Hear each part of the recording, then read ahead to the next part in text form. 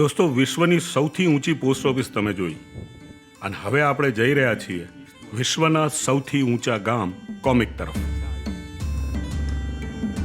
Comic સિક્કિમથી માત્ર 4 kilometre દૂર અને 500 મીટર વધારે ઊંચાઈ ઉપર આવેલું ગામ છે. કોમિક દરિયાઈ સપાટીથી લગભગ 15,050 ફીટ ઊંચું છે. આસપાસની આ પહાડી જોરદાર દેખાય છે, જુઓ. અને આ પહાડી પર જામેલો જે બરફ છે એ તો બહુ અદ્ભુત લાગે છે.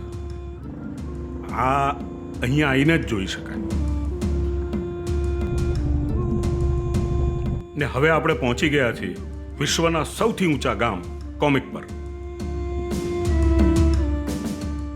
વિશ્વની સૌથી ઊંચી પોસ્ટ ઓફિસથી વિશ્વના સૌથી ઊંચા મોટરેબલ વિલેજ કહેવાય છે કોમિક, ત્યાં આવ્યા છીએ. બાઇક લઈને પહોંચ્યા છીએ હમણાં. નજારા જોશો એટલે મતલબ એમ થઈ જાય કે અહીંથી આને જ સ્વર્ગ કહેતા હશે. રસ્તાની બંને સાઈડે બરફ ચોંટેલો છે. રસ્તા ઉપર નથી, ઇટ્સ લકી પાર્ટ એ છે. નેચરલી આ પ્રાઇમરી સ્કૂલ પણ સૌથી ઊંચી હશે ભારતની.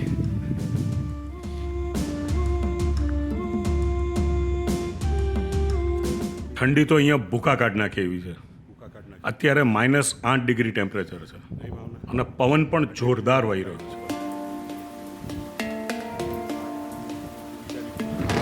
વિશ્વનું સૌથી ઊંચું ગામ કોમિક. અહીંયા 114 લોકોની વસ્તી છે ને કોમિકનો એલ્ટિટ્યૂડ 4,587 મીટર છે, એટલે કે લગભગ 15,050 ફીટ આ દરિયાઈ સપાટીથી ઊંચું છે.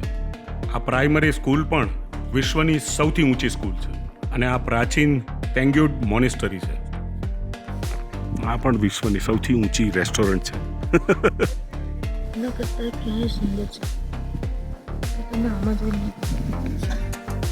થોડું વિચાર્યું કે ભૂખ લાગી છે.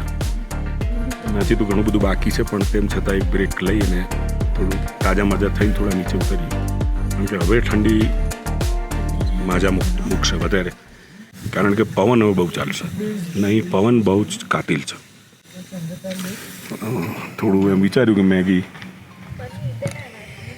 મેગી મસાલા ટ્રાય કરીએ. બાઇક લઈને રિવ્યૂ કરો. ચલો, બાઇક લઈને કેમેરા સામે રિવ્યૂ કરો. તીખી ધમધમાટ છે, એટલી મજા આવી ગઈ ને આમાં ઠંડીમાં. ગરમા ગરમ અને તીખું તીખું. 10 ડિગ્રીમાં ઠરી જને અમદાવાદ. -10માં કેવી છે રેક્ટ આવી? મારા માટે તો મોટો સવાલ છે. अभी मैं 4 लेयर करी, 4 लेयर ठंडी है नहीं ऊपर.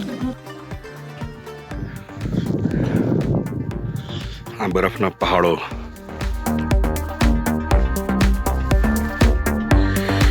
દોડીને પહાડોમાં જતું રહેવાનું મન થાય છે. આ એના ઘરની વ્યવસ્થા છે. અપડેટ એ છે કે હવે અહીંથી આપણે ફરી પાછા લાંગઝા જઈ અને ત્યાંથી પાછા જઈએ છીએ.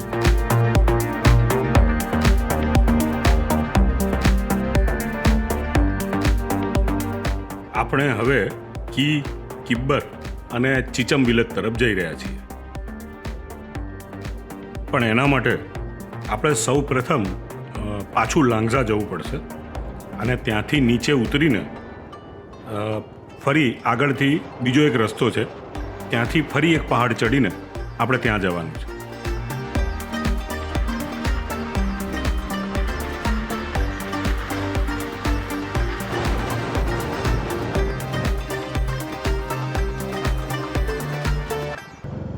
રોડની એક સાઈડ આ જે બરફ જામેલો છે એ જોઈને મન તો થાય છે કે અહીં 2 મિનિટ ઊભા રહીએ. ચલો, ઊભા રહીએ.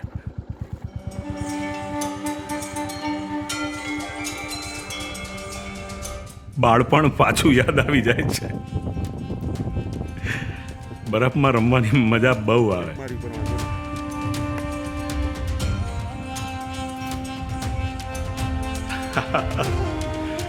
મસ્ત મજા આવી ગઈ. આપણે ફરી નીચે ઉતરી રહ્યા છીએ હમણાં આ જ રસ્તેથી આપણે ઉપર આવ્યા હતા. હવે ફરી પાછા એ રસ્તા ઉપર આપણે જઈ, જે કાઝાથી રસ્તો આવે છે ત્યાંથી 2 ફાંટા પડ્યા હતા. આપણે ઉપરના તરફ આવ્યા હતા, પણ જે સીધો ફાંટો હતો આપણે એ તરફ જવાનું છે. અને અત્યારે એમ છે કે હિમાચલના મુખ્યમંત્રી અહીંની વિઝિટે છે, અને એ પણ અત્યારે આપણી જેમ કાઝાની જુદી જુદી સાઇટ જોવા નીકળે. આ એ આપણે વળી રહ્યા છીએ.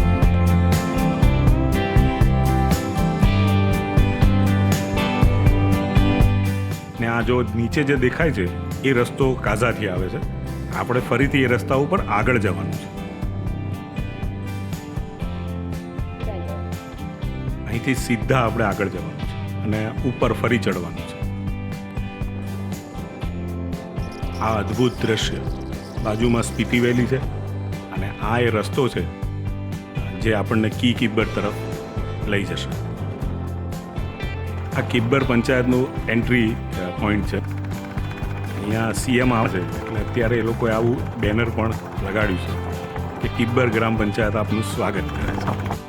અને આ છે એશિયામાં સૌથી ઊંચાઈ પર આવેલો બ્રિજ, ચીચમ બ્રિજ. ચીચમ બ્રિજની દરિયાઈ સપાટીથી ઊંચાઈ 13,244 ફૂટ છે. આ બ્રિજનું બાંધકામ 2003માં શરૂ થયું અને 2017માં તે જાહેર જનતા માટે ખુલ્લો મૂકવામાં આવ્યો. સીએમ અહીંની વિઝિટ ઉપર હોવાથી આ રસ્તા ઉપર વાહન વ્યવહાર બંધ કર્યો છે. મારી ઈચ્છા અહીંયા બાઇક લઈને પસાર થવાની હતી, પણ કંઈ નહીં, હવે ચાલતા તો ચાલતા તોય પણ આપણે આવી શક્યા એ બહુ મોટી વાત છે. રસ્તો ડેન્જરસ છે, પેટ્રોલની ખબર નથી, પણ અમે આ ચીચમ બ્રિજ ઉપર ચાલી રહ્યા છીએ. આ અમારું સદભાગ્ય છે. કોઇન્સિડન્ટલી આજે હિમાચલ દિવસ પણ છે. આજના દિવસે હિમાચલ રાજ્યની સ્થાપના થઈ હતી. એકચ્યુઅલી આખી સફરમાં બિયારોના પેટ ભરીને વખાણ કરવાનું મન થયું છે. આ બિયારો જ છે જેના કારણે અમે લોકો અહીં સુધી આવી શકીએ છીએ. આટલા સુંદર રોડ, આવી દુર્ગમ જગ્યા ઉપર એમને આપો એટલા ધન્યવાદ ઓછા છે. ચાલી રહી છે. પહેલી વાર એવું સાંભળ્યું છે કે સીએમ સાહેબ પહેલી વાર 3 દિવસની વિઝિટે છે સ્પીતિની. ત્યારથી હિમાચલ પ્રદેશ બન્યો ત્યારથી આજ સુધીમાં. અને સ્પીતિના લોકોના ઇસ્યુ એ સાંભળશે. તો હવે આ બ્રિજનો અંત આવ્યો છે અને અહીંયા એમના સ્વાગતની તૈયારી થઈ રહી છે. ચીચમ બ્રિજનો આ ગામ તરફનો એન્ડ છે. ચીચમ બ્રિજ એ સસ્પેન્શન પ્રકારનો બ્રિજ છે અને સસ્પેન્શન પ્રકારના બ્રિજ તરીકે વિશ્વનો આ સૌથી ઊંચો બ્રિજ છે. આજે હિમાચલ દિવસ છે. અહીં બધા તમને એમના પરંપરાગત કોસ્ચ્યુમમાં તમને જોવા મળી રહ્યા છે. ખૂબ જ ઉત્સાહનું વાતાવરણ છે. આજનો દિવસ આ લોકો માટે બહુ મોટો દિવસ છે. જોઈ રહ્યા છો તમે.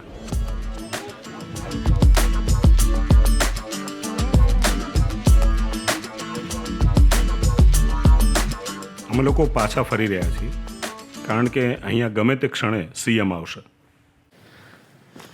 ચીચમ બ્રિજ ખાલી ફોટાઓમાં જોયો તો આજે ત્યાં એની પર ચાલી રહ્યા છીએ. સાહેબ, મન હોય તો માળવે જવાય જ. હોશિયારી નહીં મારતો, હા સાચી વાત છે. માળવેથી પાછા કેમ ના આવીશું? અત્યારે પેટ્રોલનો લોચો જ છે. ખબર નહીં હવે આવી પહાડીઓમાં જો ગાડી અટકી ગઈ તો શું કોકની પાસે હાથ લંબાવવો પડશે. આ ચીચમ બ્રિજનો બીજો એન્ડ છે. આપણે હમણાં જોયો તે ગામ તરફનો હતો, આ એની સામેની તરફનો છે. વાહન વ્યવહાર માટે બંધ કર્યો છે ચીચમ બ્રિજ, એટલે અહીં બાઇક ચલાવવાનું સપનું જ રહી ગયું. આજે સામે દેખાય છે આ ચીચમ વિલેજ છે. ચીચમ વિલેજ જવા માટે આ એનો રસ્તો છે અને આ છે ચીચમ વિલેજ. પેટ્રોલનો કાંટો એન્ડ બતાવી રહ્યો છે એટલે પેટ્રોલ લેવા અમે કિબ્બર તરફ જઈ રહ્યા છીએ. આ છે બ્યુટીફુલ કિબ્બર વિલેજ. અહીંયા અમે કદાચ પેટ્રોલ મળી જશે એ આશાએ આવ્યા છીએ અને હવે કોઈને પૂછીએ. એ લાઈમાં અહીંયા કિબ્બર વિલેજ આવ્યો છું. આમ તો અહીંયા પેટ્રોલ નથી જ ને અહીંયા પેટ્રોલ મળે એવી શક્યતા પણ નથી. પણ મેં ગામના લોકોને વાત કરી તો એક મિત્ર છે જેમણે એમ થયું કે મને મદદ કરવી જોઈએ એટલે એ મદદ કરી રહ્યા છે. પેટ્રોલ નાખશે પછી હું આગળ વધી શકીશ. બોર્ડ હાઉસ કેફે છે અહીંયા જોઈએ છે. આ કિબ્બર વિલેજ છે.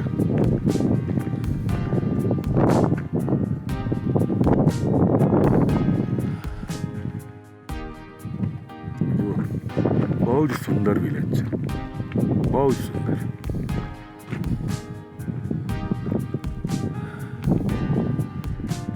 આ વિલેજ હું ક્યારેય નહીં ભૂલું મારા જીવનમાં. આને કિબ્બર ગોમ્પા કહે છે.